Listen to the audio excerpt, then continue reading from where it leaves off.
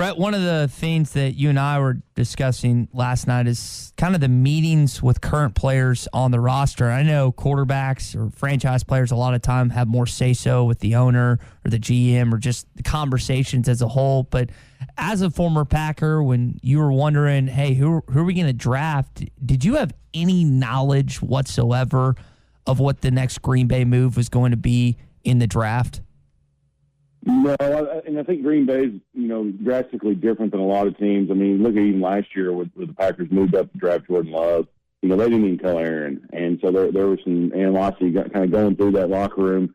Well, just that because, they just went to an NFC Championship game the year before, and, their first two players were quarterback, running back, and then so in the draft, they draft quarterback, running back. So they don't necessarily go and talk to players. A lot of teams still try to do the best available. You don't really know who falls to you. They moved up a little bit last year, but for a lot of teams, it's the best available. If you look early on this year's draft, you're talking about quarterbacks are hot and heavy, and everybody talks about that. We're not going to have quarterbacks next year, and I think that's every year we have quarterbacks that come on the radar that all of a sudden are now number one draft picks. So I think teams they try to fill their needs, and you try to go after those once in a lifetime per se, caliber athlete, and just hope that, they're going to fit on your team. Brett, you've been in a locker room in college, Mitch Mustaine, Casey Dick. I know that must have been an odd dynamic. Aaron Rodgers and Brett Favre, and I know you haven't been a Packer since Jordan Love and Aaron, but you do have a relationship with Aaron. So I'm wondering, as a former teammate in those type of situations, especially when it gets around the NFL draft and there's a potential team that's going to draft the starting quarterback's replacement, how divided does the locker room become, or what's that just dynamic like within a particular NFL locker room? Well, you obviously have guys that they love their guy. They love the starting quarterback. They've had a relationship. A lot of that's the offensive lineman, and that's just until they build a relationship with a new guy. Everybody understands that if you get drafted, especially early on, that you're expected to play pretty soon, and they eventually build a relationship with you. So, you kind of get, not harassed, but you get kind of just joked on a little bit and just until they get to know you. And I think that goes with every position, especially, with NFL compared to like, a recruit coming into a college. Like, these are livelihoods, and everybody understands that when these guys get drafted, somebody's got to go. Everybody starts adding up the numbers, and they realize there's only 53 going to make the roster. And so, somebody's family's going to have to move. And so there's not necessarily tensions, but there's some upset people that, I think maybe lose a friend that I've created over the last 3 years where my kids go to school with their kids and we play on the weekends. So there's little things like that are thrown in that are outside of football that kind of out of your control, but it's something that you just kind of have to deal with the best that you can, and you have to move on and be able to create a team to be able to keep playing. Brett Goode, Henderson Phillips, Employer Solutions, with us every Wednesday, a little earlier today than his normal time in the 7 o'clock hour. Appreciate you starting early with us, talking some draft coming up tomorrow. All right, we hear the phrase identifying or filling your needs, what the team needs. How does that process, when you've kind of been behind the walls, is that the coaches and the GM and the owner? Because I'm sure that the defensive coordinator has one set of needs he thinks the team needs to go after in the draft, while the offensive coordinator has a list. The head coach maybe has a different view. How do you meld all that together in an NFL franchise? You're exactly right, and that's what's great is, an offensive line guy always wants a new offensive line if he doesn't have 5 returning starters that are Pro Bowlers. So everybody's got kind of going out there, and at the end of the day, it kind of falls on the GM because he knows his job's on the line. But then the coaches come in and say, well, how are we supposed to coach these people? Kind of like draft day. Some people have seen that movie, and they're talking about, well, I'm expected to coach these people, and that's the reality is you're expected to coach whoever they pick in. And I've heard some GMs where they won't talk to any of their coaches, even though they're all in that room together and they're giving each other a high five. It kind of goes down on the GM. So each situation is different, and I think a lot of teams, when you see a quarterback early on, I think you're going to take him when you don't have a quarterback that's a franchise guy. But, for a lot of these guys, you look at, receivers, you look at kind of guys that can go in the field. I saw, the Chiefs, their GM said, you got 17 to 18 guys in this year's draft that are going to go in and can immediately start. Everybody else is pretty much you're going to, second and third round picks because you can get them for a steal. And so that's kind of typical for most drafts.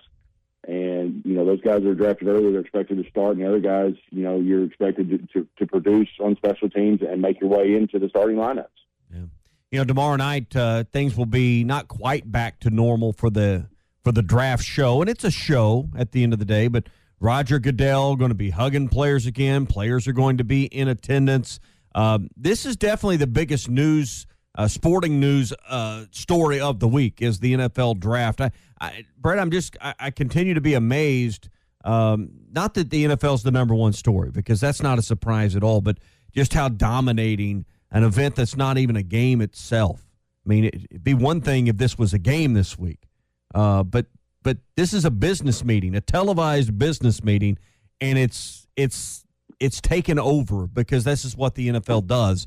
Do you get what's it like? Give us a sense of what it's like in an NFL city, because we're sitting, 3 hours at best, 4 hours at best from an NFL market, and this is what we're talking about. I can only imagine in Green Bay or Kansas City or Dallas or Nashville, or pick another town, what the feeling's like when it's kind of like for those towns, I'm sure, waiting on the next child or grandchild to arrive. It is, and so for both sides, for the player, it's life changing. It's life changing for a family, and it could be life changing for future generations. And for the team, like for Green Bay, it's owned by the city, so they're all attached to this, and they all do better when the Packers win, because you're having more fans come in there. And now that we're getting back to a normal football season where we're going to fill the stadium, there's going to be a lot of people trying to make up for lost wages last year. And so you've got the hotel people, you've got the people in the food industry, the bar industry, and they're all excited because, one, they're having people that are going out there. I mean, I'm going to Topgolf tomorrow to watch it with some friends, because a lot of people are just in tune to this first round, because it's such a big thing to be drafted in the first round in the NFL, and they've made it that kind of story where it's life-changing and everybody tunes into it. Brett Goode joining us as he does every Wednesday, doing it a little earlier this morning. Brett, I'm going to run through 3 teams, and you tell me what position player they should draft. And let's start with your Green Bay Packers. Who do you think that the Pack should go after tomorrow night and this weekend? So all 3 of these are going to be the same thing. It's kind of who gets picked in front of them. But I would love to see the Packers go after a receiver. There's some really good receivers that fall in this draft. If they don't go receiver, we've got to go offensive line, and that does whether we replace Corey Lindsley, who just went to the Chargers, and there's a guy at Oklahoma for that, or we can go with Alex Leatherwood out of Alabama to just kind of solidify that offensive line. And so it's kind of going to be who kind of is available right there at the end of the draft. The Dallas Cowboys, there's a lot of stuff out there that Jerry Jones really likes him, some Kyle Pitts, but they need much more than a talented tight end, because they have pass catchers. They need offensive line. They need pass rushers. They need linebackers with Sean Lee retiring. Who do you like the Cowboys to go after, particularly tomorrow night? Well, obviously, if Kyle Pitts falls to that far down the draft, I think you take him. But I think, again, with Dallas, it's offensive line or it's cornerback or linebackers, like you said. And I see Patrick Surtain could probably go there from Alabama. Another offensive lineman there is out of Northwestern, Rashawn Slater.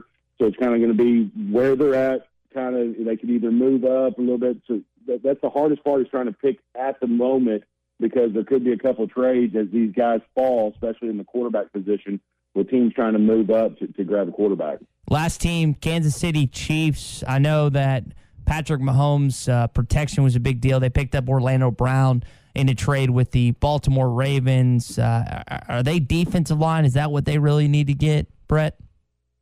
They're going to go after defensive line, and again, I mentioned earlier, he talks about, there's only 17, 18 guys starting. The Chiefs are an interesting team. They haven't picked on opening day in 3 of the last 5 years, so if they don't pick it this year, it'll be 4 out of 6 times. They drafted away their 31st round, the 31st pick of this year, 3rd round, 4th round, and a 2020 5th round to get that offensive line, kind of solid in there. So if they do happen to get into this first round somehow, they're probably going to go edge and try and kind of solidify that defense now that they've got the offensive line perfect. Brett, coming up in the 3rd hour of the show, Trey Norwood's going to be with us. You guys were both Northside Grizzlies. I know you'll be watching to see where he goes. What advice would you give him, and where do you hope to see him land as he goes through this process? The biggest advice is stay patient and understand that there's a lot of blessings in disguise. A lot of times you want to go somewhere and you think this is going to be the best fit for you, and you actually fall somewhere else. Like me. I mean, I was super sad when I got cut by Jacksonville, and then all of a sudden I wound up in Green Bay, and 3 years later I won a Super Bowl. So things typically end up working out, and you got to stay hungry and just be coachable at that level. Yeah, I mean, your draft experience is a little different. Long snappers don't get calls on draft nights generally, so it was a little different for you than some other guys, right? Not in the first round, especially. But this could be the year, right? This could be the year. It could be the year, and there's a couple of snappers that do get drafted. Obviously there's been some kickers, taken in the first round. I did get a call in the sixth round that said they were thinking about taking me, but then again, a linebacker became available, and that's what Jacksonville ended up deciding, and they were in communication, but. It all kind of falls where all these guys kind of typically they think they're going to go, and then they end up being available and somebody takes them. All right, Brett Goode with us. He joins us every Wednesday, normally a little bit later in the show. Glad you were able to join us early and talk some draft. He's part of the winning team at Henderson Phillips Employer Solutions. Let Brett draft up some employee benefits for you, health insurance, staffing management solutions. That's one of the reasons you had to join us early. You got an early client meeting today, and I know you're trying to dodge the storms. We're all kind of keeping an eye on the radar this morning out there. Hey, this kind of makes you think as a business owner, a homeowner, whatever, about making sure your insurance is in line when you see kind of a weather day like today. That's right. These weather days come in, you want to make sure that you're protected. If you don't have full coverage, you definitely don't want to be driving out there with the potential of hail.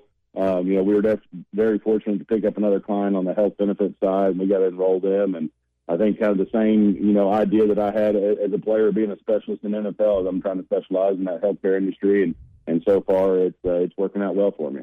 All right, so if you need commercial or personal insurance, as Brett said, maybe it's for your home or auto, give him a call there, or any employee benefits, whether it's health insurance, retirement plans, staffing management solutions, all of those things, Brett can work with you on that as well. And like I said, you're meeting a client at 7 o'clock this morning, so you're pretty much available when the client needs you. 651-2292. That's 479-651-2292. And talk some football, too, with Brett Goode at Henderson Phillips. All right, and go enjoy your breakfast. All right, we'll do. Y'all have a good one. Thank you. All right, thank you.